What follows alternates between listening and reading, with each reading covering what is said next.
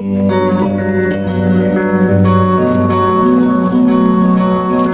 patin merupakan salah satu dari jenis ikan konsumsi yang digemari oleh banyak orang. Hal ini dikarenakan ikan patin yang mempunyai rasa yang gurih serta tekstur daging yang sangat lembut. Sehingga tidak heran apabila kemudian banyak masyarakat yang menyukai serta menggemari olahan hidangan dari ikan patin ini.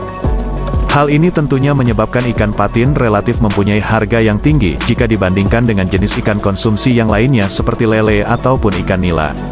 Ikan patin sendiri adalah jenis dari ikan air tawar yang saat ini sudah banyak dibudidayakan karena memang pangsa pasar serta peminat dan juga permintaan pasar terhadap ikan patin ini sangat tinggi.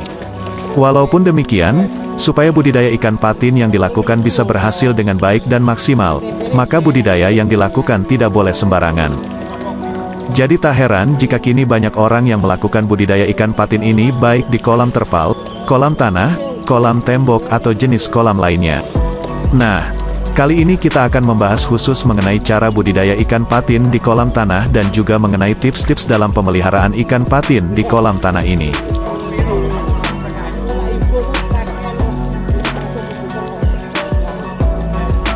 Kolam tanah untuk budidaya ikan patin adalah bagian yang harus dipersiapkan terlebih dahulu. Konstruksi kolam dibuat sesuai dengan kebutuhan, misalnya 5 x 10 meter dengan kedalaman 2-3 meter. Apabila tidak memiliki lahan yang cukup, sobat dapat membuat petak kolam lebih kecil dengan kedalaman yang telah disesuaikan karena ikan patin menyukai kolam yang dalam. Setelah kedalaman kolam tersebut mencapai 2 meter atau mencapai kedalaman yang diinginkan, maka pada salah satu bagian sudut kolam tersebut dibuat lubang pembuangan air yang tujuannya supaya dapat memudahkan ketika proses menguras kolam ikan patin nantinya. Jika kolam sudah selesai dibuat, kolam perlu dikeringkan terlebih dahulu hingga dasar kolam retak-retak. Isikan air ke dalam kolam tanah tersebut dengan ketinggian yaitu 80 cm, kemudian tambahkan pupuk kandang untuk menumbuhkan unsur organik yang berada di dalam area kolam. Berikutnya, biarkan kolam tersebut selama 1 minggu supaya air yang berada di kolam tersebut tidak berbau dan juga suhunya menjadi normal. Apabila di dalam waktu seminggu bau air kolam masih menyengat, maka sebaiknya sobat membiarkan kolam tersebut lebih lama sampai air kolam tersebut tidak berbau menyengat lagi.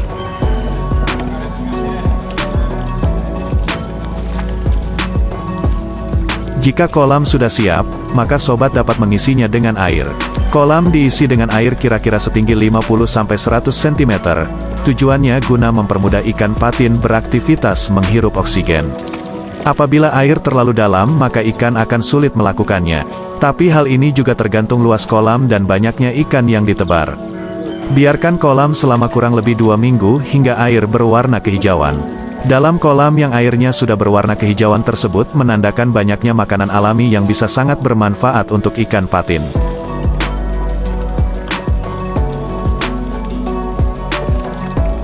Langkah yang berikutnya adalah dengan menebarkan benih ikan patin. Benih ikan patin bisa didapatkan dari pemijahan sendiri atau dengan membelinya dari para pembenih. Carilah bibit ikan patin unggul agar nantinya hasil panennya juga maksimal. Bibit ikan patin dari pembenih biasanya sudah terjamin kualitasnya karena dihasilkan dari indukan yang unggul pula.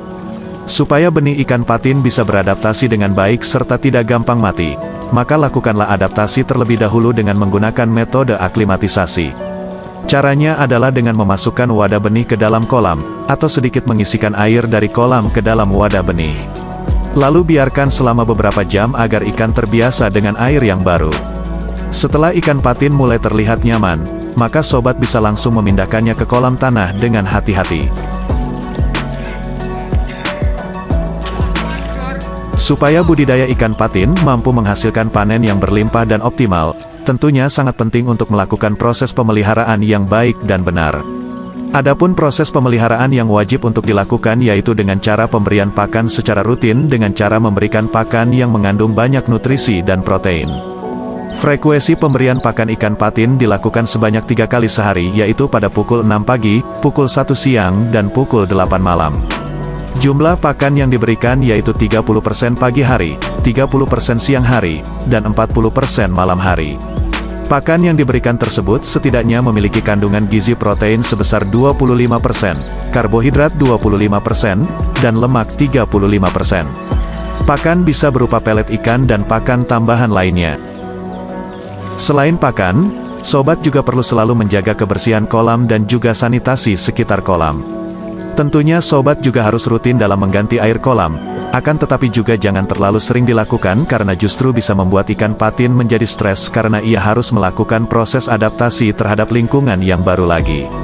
Terakhir tentunya sobat perlu melakukan pengendalian terhadap hama beserta penyakit dengan cara melakukan pencegahan secara preventif.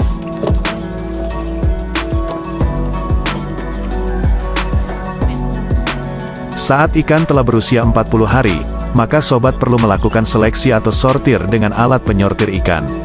Tujuan dari penyortiran ini adalah untuk memisahkan ikan berdasarkan ukuran tubuhnya sehingga seragam.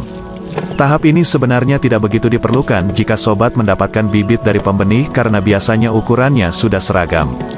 Tapi tetap saja tidak menutup kemungkinan adanya ketidakseragaman pertumbuhan ikan patin.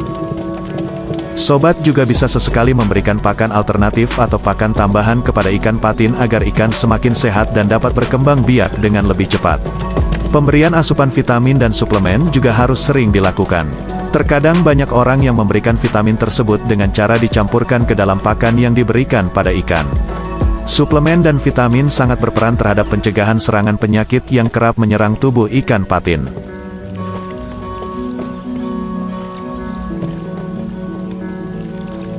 Banyak orang yang mengatakan bahwa cara panen ikan patin cukup sulit jika dibandingkan dengan perawatannya.